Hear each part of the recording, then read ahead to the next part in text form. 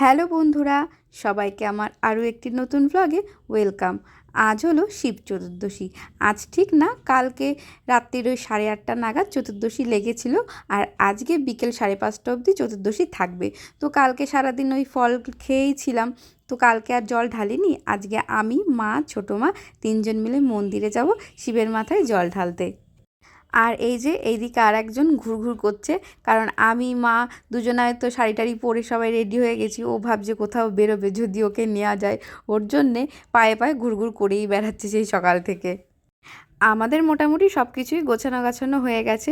এদিকে পুজোর ডালাও গোছানো হয়ে গেছে, দুধ গঙ্গা জলও নেওয়া হয়ে গেছে। শুধু ছোটো মা আসলেই আমরা বেরিয়ে যাব। এই যে বলতে বলতে আমরা বেরিয়েও গেছি, ছোটো মাও চলে এসেছিলো।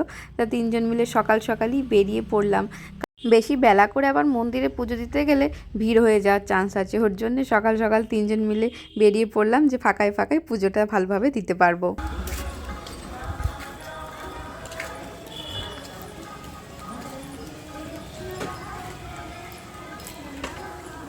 পাথর আমি আর হাঁটতে পারি না।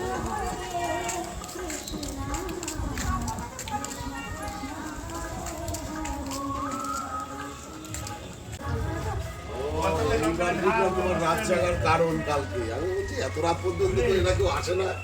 না না, ছেলেও ছিল তো না, ওই শিবরাত্রির রাত জাগে তো।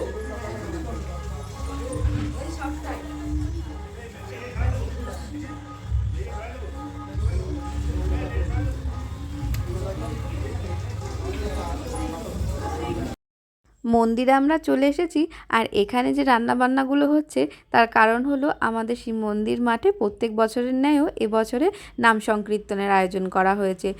প্রায় 4-5 দিন ধরে আমাদের এই মাঠে নাম কীর্তন চলছে। তো আজকে লাস্ট দিন, আজ হলো ভোগ। বিকালবেলার থেকে যেহেতু খিচুড়ি ভোগ খাওয়ানো চলবে, ওর জন্যই এখানে এখন খিচুড়ি তরকারি রান্না করা চলছে। আমরা অনেকক্ষণ আগেই মন্দিরে চলে এসেছিলাম, শুধু দিদার জন্য অপেক্ষা করছিলাম, কারণ একটু সকাল সকালই এসেছি। তো আমাদের যিনি ওদিকে গরুর দুধ দেন, তো উনি অত সকালবেলা আসেননি, তাই তার বাড়ির থেকে দিদার দুধ আনতে গেছিলো, ওর জন্যই ওয়েট করছিলাম। দিদা এদিকে দুধ নিয়ে চলেও এসেছে। প্রথমে আমি আর দিদা পুজো দিয়ে নেব, তারপরে মা আর ছোটো মা পুজো দেবে।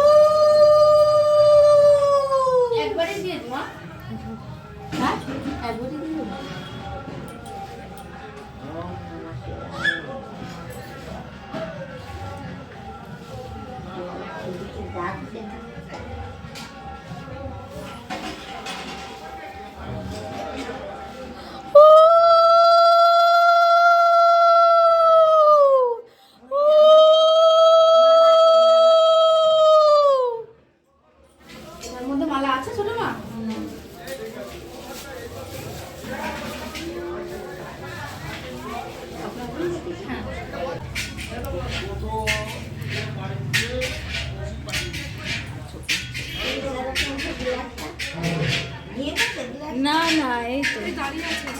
দেন ওটা দেন, আমি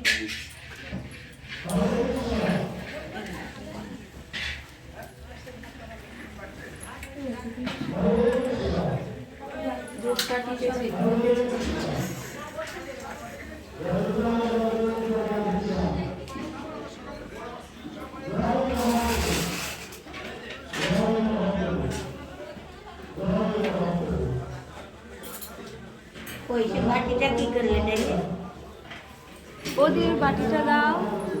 ও ওদের বাটি ওরা নিয়ে চলে গিয়েছে। বাটি ওরাই ছিল, ওদের বাটি ওরা নিয়ে চলে গেছে।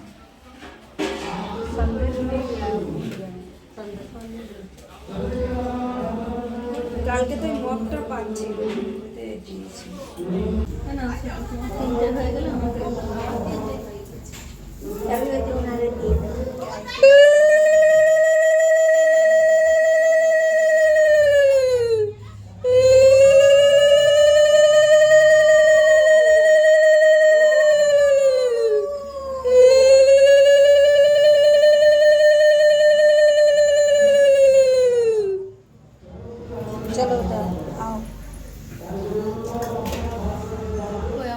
মালা পরাও নি তো তুমি?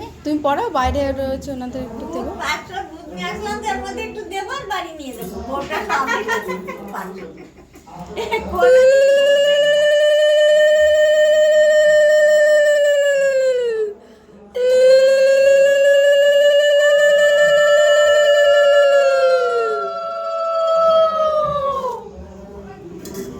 বাইরে কি ধ্যান আছে কেউ? না না, ওখানে জল জল হয়ে যাবে দিলে, ঢেলে দাও পুরো। দিয়ে আসলে আমার জল পড়বে তো। গটি পাতা গটি ফেটে দেখো ওইখানে জল দিব, ওইদিকে জল যাবে।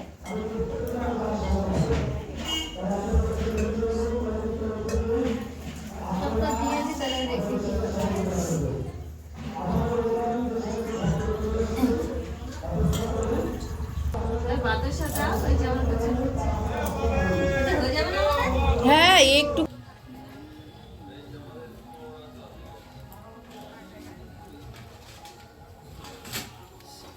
আলুতে গুজে দাও।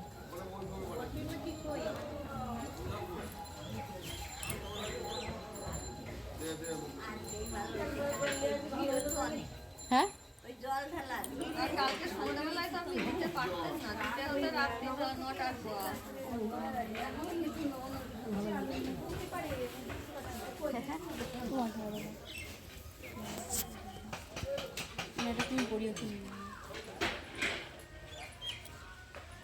দেখো মোমবাতি রয়েছে।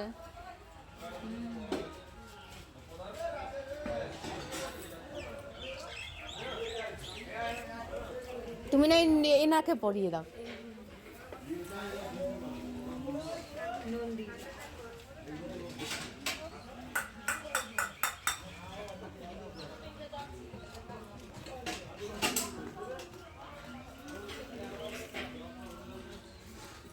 পুজো দেওয়া আমাদের হয়ে গেছে, আমরা একটুখানি হাঁটতে হাঁটতেই মাঠের দিকে আসলাম, মানে যেখানে নাম কীর্তন হচ্ছে।